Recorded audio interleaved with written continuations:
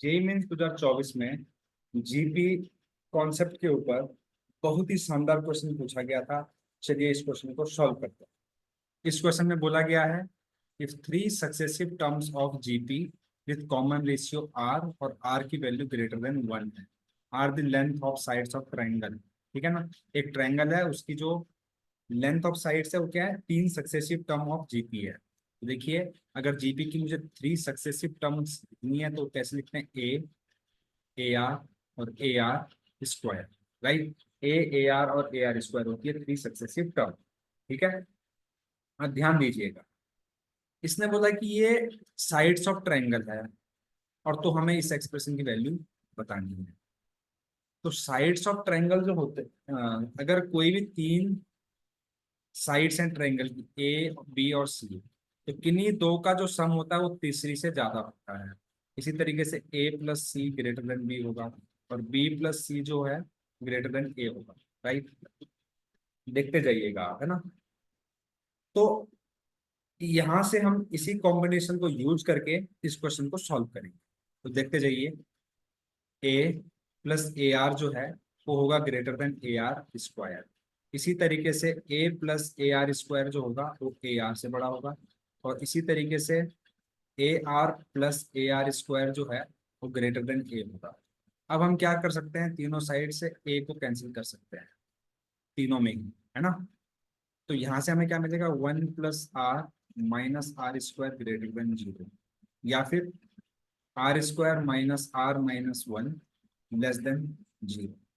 यहाँ से हमें क्या मिलेगा, 1 + r² - r ग्रेटर देन 0, या फिर r² - r+1 ग्रेटर देन 0।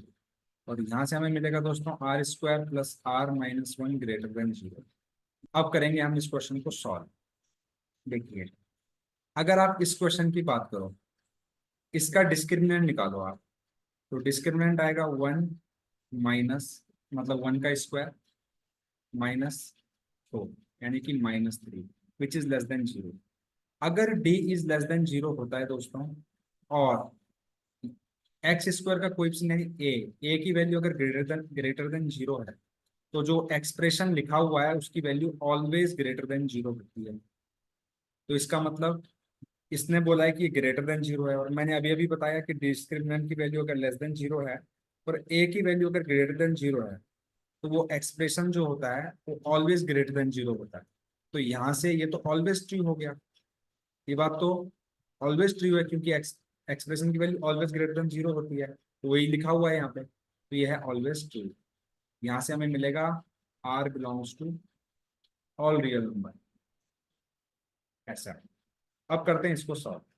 इसको सॉल्व करेंगे तो यहाँ से आर, हम क्या करते हैं, सबसे पहले आर की वैल्यू निकाल के क्रिटिकल पॉइंट निकाल लेते हैं। आर इक्वल टू आएगा 1 ± √b² यानी 1 +4/2।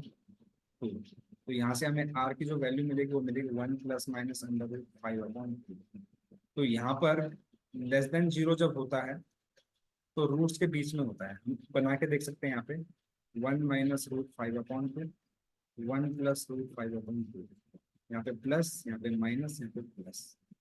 अब क्योंकि less than equal, less than की इनइक्वालिटी लेस देन की है, तो हम इन रूट के बीच में लेंगे आर की वैल्यू। यानी कि यहाँ से हमें दोस्तों क्या मिलेगा, r belongs to one minus √5/2 से लेकर 1 + √5/2 तक। अब इसको सॉल्व करते हैं। इसको सॉल्व करके हमें आर की जो वैल्यू मिलेगी -1 ±√5/2।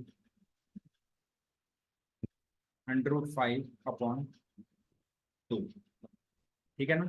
तो यहाँ से जो हमें वैल्यू मिलेगी आर की, वो एक्चुअल में यहाँ पे क्या दिया गया, ग्रेटर देन दिया गया है। तो ग्रेटर देन के लिए क्या करते हैं जनरली, वो मैं आपको भी बताता हूँ, -1 + √5/2 प्लस माइनस प्लस, यानी कि हमें प्लस, ग्रेटर देन 0 तो प्लस वाले रीजन में इंटरेस्ट है, तो इससे बड़ी होनी चाहिए और इससे छोटी। यानी कि यहाँ से हमें पता चला कि आर की वैल्यू या तो -1 - √5/2 से छोटी होगी, या फिर आर की वैल्यू ग्रेटर देन -1 + √5/2 से बड़ी होगी, है ना। अब आप बिल्कुल ध्यान से देखिएगा, ये वैल्यू है नेगेटिव।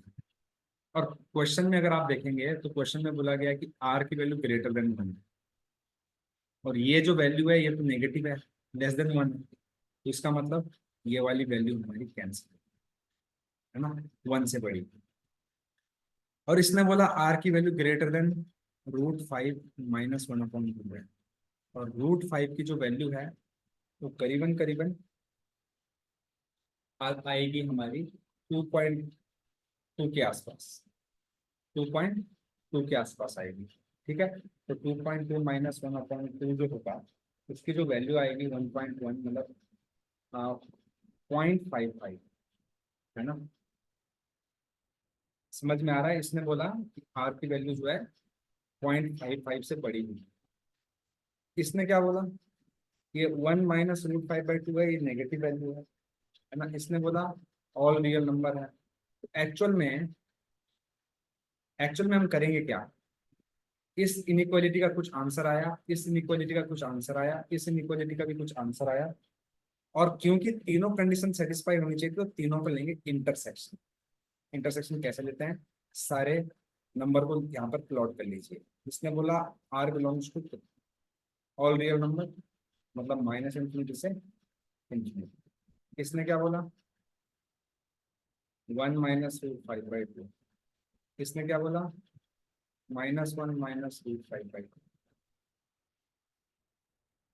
फिर आएगा -1 +√5/2, और फिर आएगा 1 +√5/2, और इसके बीच में कहीं पे होगा 1। अब ध्यान से देखिएगा, अलग अलग कलर के पेन यूज करूंगा। इस वाली इनइक्वालिटी ने बोला कि जो आपका जो आंसर है वो यहाँ से लेकर यहाँ पर। इस वाली ने बोला कि या तो इससे छोटा है या तो इससे बड़ा है, और ऑलरेडी क्वेश्चन में बोला गया आर इज ग्रेटर देन 1, यानी कि ये। अब आप ये देखो कि तीन इंटर, क्योंकि यहाँ पर कंडीशंस कितनी, कंडीशन आप देखेंगे वैसे इसकी आर है, तो आर का मतलब होता है यहाँ से यहाँ तक। तो हमारे पास चार कंडीशन थी, एक कंडीशन ये, एक कंडीशन ये कंडीशन ये, और एक कंडीशन ऑलरेडी क्वेश्चन में दी गई आर इज ग्रेटर देन। तो आप अब इस नंबर लाइन में एक ऐसा रीजन देखो जहां पर चार चार कंडीशन इंटरसेक्ट कर रही है।